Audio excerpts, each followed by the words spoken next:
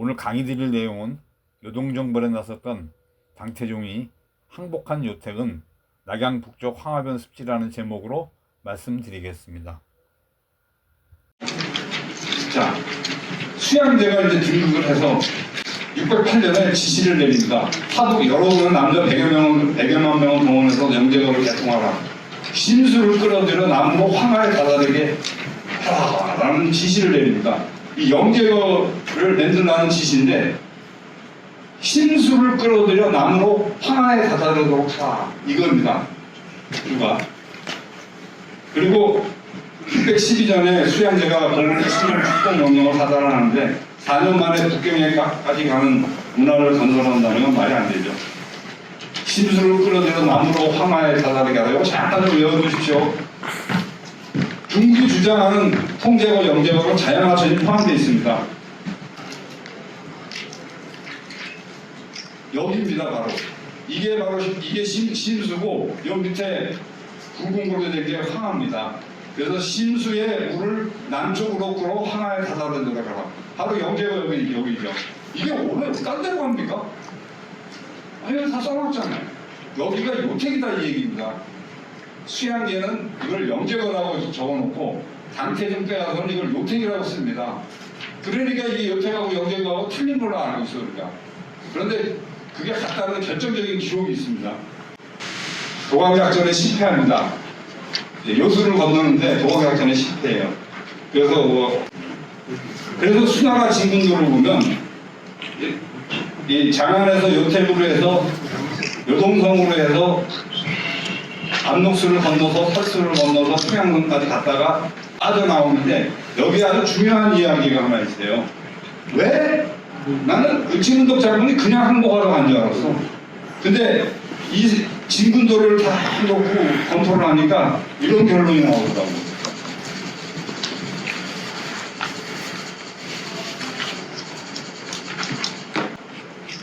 거기로 이제 적정파를 하러 갔잖아요. 했는데 사수정국을 눈치를 못 채게 해야 되죠. 거기서 때려잡아야 되니까 거기를 저한테 노출을 시키면 안 되잖아요. 그래서 압록수 쪽으로 해서 평양성 사수를 건너서 평양성으로 합니다. 이게 그냥 강을 두 번 건너야 돼요. 그런데 을지문덕이 없었으면 수나라 군대는 강을 두 번 안 건넙니다. 당연히 염남수 쪽으로 해서 강을 한 번 건너서 염남수 강이 작아요. 글로 해서 평양성 쪽으로 하는 게 훨씬 편합니다. 그런데 압록수도 건너고 사수도 건넌 이유가 바로 을지문덕 장군이 그렇게 유인을 했기 때문에 그렇다고 확신을 합니다. 당태종이 총공격 명령을 내리는데 요동은 본시 중국의 땅인데 우리가 회복해라는데 못했다. 그래서 출동을 해야 된다. 이렇게 이야기하고 있습니다. 이 당태종이 얘기하는 요동은 본시 중국의 땅이라는 이야기는 바로 평양이 요임금의 도읍이고 순임금의 도읍이 포주고 그 다음에 안읍이 한나라 도읍이고 은도가 조가가 은나라 도읍이기 때문에 그렇습니다. 이 땅을 원래 중국의 땅인데 원래 중국 역사니까 중국의 땅이라고 해야죠. 이거를 고구려가 차지하고 있다 이 얘기입니다. 그랬기 때문에 수나라가 군대를 일으켰고 자기도 거병을 한다 이 얘기예요. 여기 자기가 다 얘기해놨잖아. 어디를 지금 치러 가는지 목적지가 어딘지 이미 다 얘기해놨어요. 여동은 본시 중국 땅이라고. 여기입니다. 여기. 왜 여기에서 일어난 전쟁을 딴 데 가서 해설을 하냐고. 그럴 수가 없죠. 그 다음에 이제 중요한 얘기가 하나 나오는데 10월 14일에 낙양을 향해서 출발을 하는데 앞에 먼저 떠나던 장검비가 요수의 물이 불어가지고 건널 수가 없다고 보고를 합니다. 그러니까 낙양으로 호출합니다. 낙양으로 와서 보고해라 그랬더니 보고를 합니다.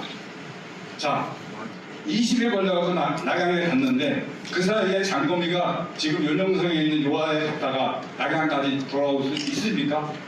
20일 만에? 없죠. 그 다음에 사냥하는 시간 한 이틀 걸렸을 텐데 이틀 만에 요하까지 어떻게 갔다 옵니까? 바로 낙양 근처 어디인가가 요수가 있다는 얘기입니다. 그래서 저는 요수를 황하로 보고 있습니다. 황하일 수밖에 없는 게 요택 얘기가 또 나오잖아요. 아까 그 요택 얘기했죠. 영제고 신수의 물을 남쪽으로 끌어서 황하에 다다르게 하라. 수양제도 같은 요택기를 이용합니다. 구당서에 보면은 당태종은 요택에 이르러 뭐 요수를 건널 때 뭐 어쩌고 저쩌고 해골을 덮어주는 우리가 있어야 된다. 또 신당서에는 간단하게 적어놨어요. 태종은 요택에 머물며 조서를 내려 들판에 널리는 수다나 점사에 해골들을 묻게 했다. 수양제하고 같은 요택기를 이용하는 겁니다. 당태종은 딴 길 간 게 아니에요. 그런데 우리는 다 따로따로 해석하고 있어요. 당태종이가 갑자기 안시성에서 후퇴를 합니다. 그 날짜가 명령을 내리는 게 9월 18일입니다. 양력으로 10월 말이죠. 그 다음에 18일 날 안시성에서 철군 명령을 내리고 20일 날 여동성을 지나 21일 날 요수를 건너 요택에 이르렀다고 자기네 기록에 다 써 있어요. 자, 이거는 도표로 한번 제가 그려봤어요. 짠. 9월 18일 안시성에서 해군, 20일 요수를 건너 200리 요택을 메우고 탈출, 10월 1일 배착수를 건너. 자, 안시성에서 요수까지 이틀 걸렸어요. 당태종 도망올 때 당연히 말 타고 왔겠지. 여기서 들어갈 때는 요택에서 요동성까지 들어가도록 5일 걸렸습니다. 왜? 싸우면서 들어가야 되니까 보병들이. 하지만 이거 당태종 혼자 도망쳐 나오는 거니까 이틀 걸렸어. 20일 요수로. 도대체 요수하고 안시성은 무지무지하게 가깝다는 얘기예요. 그런데 아까 말씀드렸다시피 요수, 요택이 영제가라 그랬죠. 심수의 물을 남쪽으로 끌어 황하에 다다라. 거기가 요택입니다. 거기서 길어봐야 일주일 거리에 있는 거리 내에서 안시성을 찾아야 됩니다. 당태종의 공격 루트는 이렇게 됩니다. 낙양에서 요택을 해서 요동성으로 들어가서 백암성을 거쳐 안시성에 갔다가 평양성까지 공부하려고 그러다가 못하고 이제 후퇴를 하는 거죠. 이 요택길을 건너면서 만든 모든 도화 장비들 태워버리게. 아니 폐하, 그게 무슨 말씀이시오니까? 그럼 돌아갈 때는 어떻게? 당나라의 항복을 받는 한벽 여친의 의식을 시작하노라. 죄인 이세민은 머리를 풀었는가? 그러면 죄인의 입에 구슬을 물려라. 예, 장군.